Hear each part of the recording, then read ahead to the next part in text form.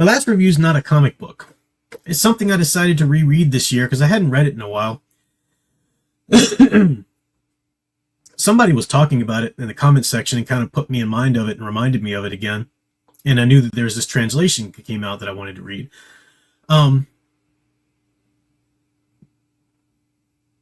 This is big for you King Arthur fans. I was, like many of you, I first read Sir Gawain and the Green Knight in high school and loved it. Got that it was very symbolic. It was very, I knew there was a lot there I couldn't quite tap into yet, but I got, I understood that it was going somewhere. And I really liked it. It's a story, even on the surface, it's a story about honor, keeping your word, about resisting temptation and so forth, And the epic poem, Sir Gawain and the Green Knight, was written by this person who most scholars believe also wrote the poem The Pearl, which is another Old English poem. And they survive in Old English. Now, the versions that survive in Old English are from a translator, probably a monk. And the same translator translated both texts into Old English from whatever they were in before.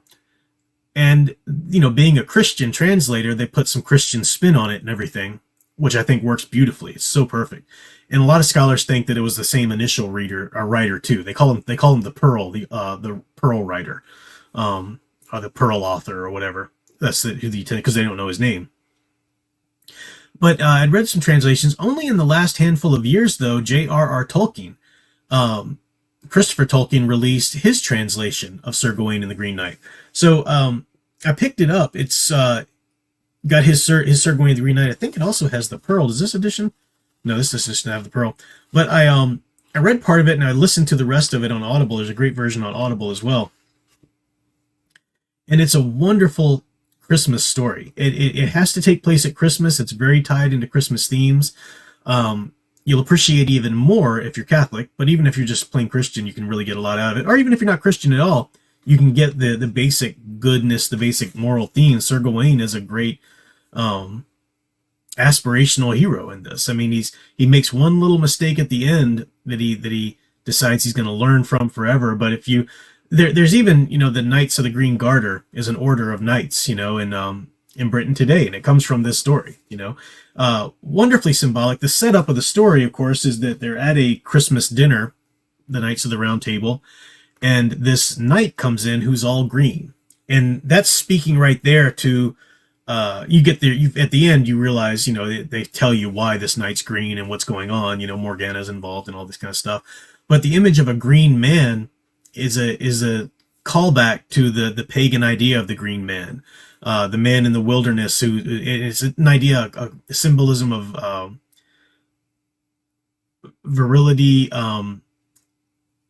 not so much savagery, but like what's the word I'm looking for? Primitive, primal self, and whatnot. And he's challenging somebody to do this duel with him, kind of thing, or not really duel, but I don't want to give too much away. But a lot of the symbolism, there's a boar hunt going on at the same time. Gawain's trying to resist this temptation from this man's wife, and you can see the two, like pearls before swine, the symbolism that's going on there. It's so well done. It's so well crafted. And I hadn't read it in ages, and it was so fun to read Tolkien's translation. Tolkien's translation really tries to preserve the poetry of it. I'd read translations before that are more just sort of like, here's the story of it. But Tolkien tries to really preserve the poetry of it as well. So, if you got some time over, you got some break time over Christmas, sit down and read this, or at least pick it up on Audible and listen to it. It's a great read. Sir Gawain and the Green Knight. I specifically recommend Tolkien's translation. Wonderful Christmas story. Really is a great one. And not like a Christmas story in the way that, other Christmas movies, we don't label it a Christmas story. You can read it any time of year, but I think Christmas is pretty integral to the plot, into the themes. It's really good. So I recommend that as well. This is Chozo's Corner reminded me, that there was a recent film, I think, to a Green Knight film. Al watched it because Al watches everything, regardless of quality. Can't remember if he liked it or not, but again, that wouldn't necessarily be a indicator that I would like it.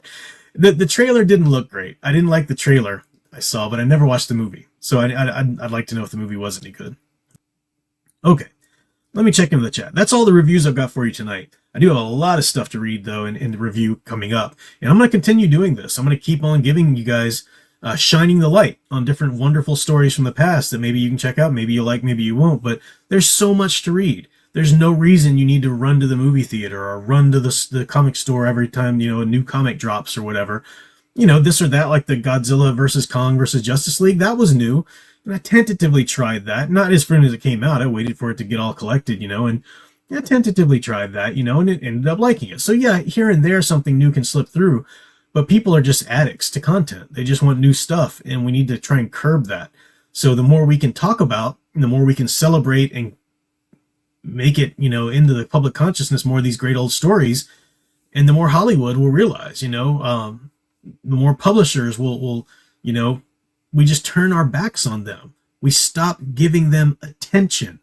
I'm fully in disagreement with this idea that, look, we have to support the good stuff and then not support the bad stuff, and we give them the message and they learn from their mistakes.